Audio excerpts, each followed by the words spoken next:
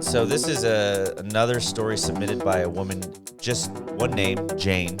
She was a professional nurse working in Canada, and she was working as a nurse for about 5 years when she met David the surgeon.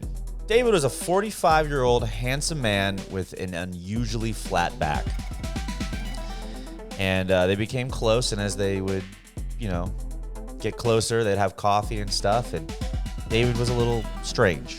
And he started talking about galaxies and neighboring planets.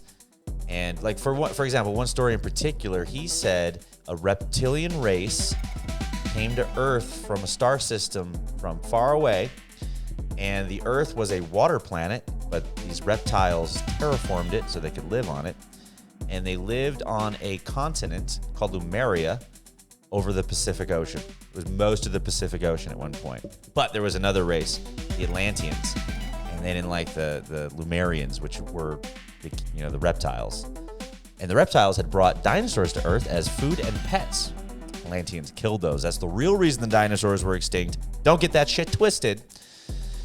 And then, the Atlanteans and the Lumerians, they went to war. And then the reptilians went underground.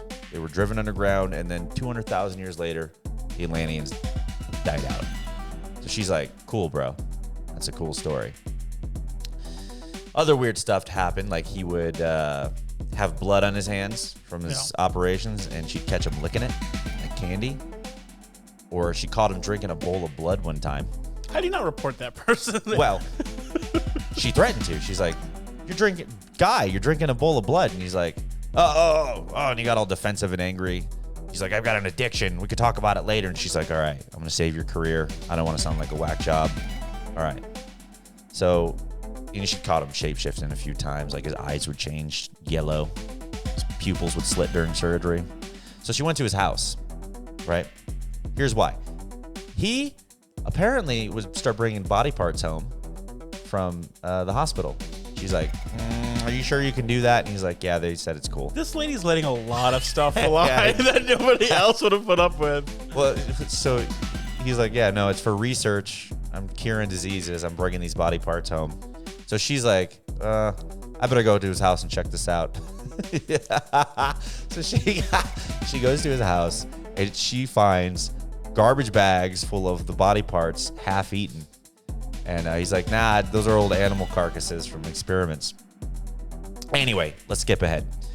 She and him get transferred to Algonquin Park in Ontario, Canada. And one night, he's like, hey, can you take me to a house outside of town? It's in the woods. She's like, yeah, I got you, bro. Just don't bring that bowl of blood. Leave the body parts at home.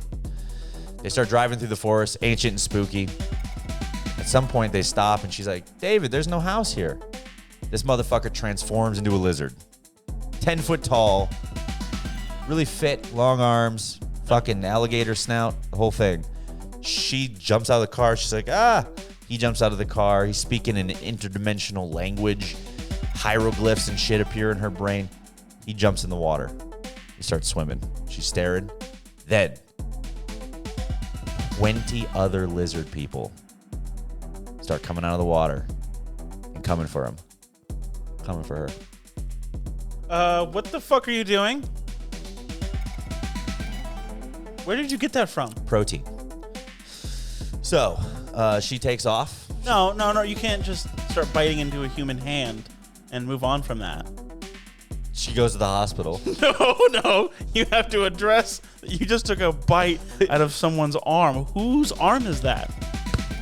She goes to the hospital, and David was never seen again. And they're like, yeah, he just moved on. He's gone now. He started a new life. Sounds like this lady murdered her boss and made up a crazy story to cover it up. They would do that. Seriously, whose hand is that? You guys, thank you so much for watching the JTO podcast.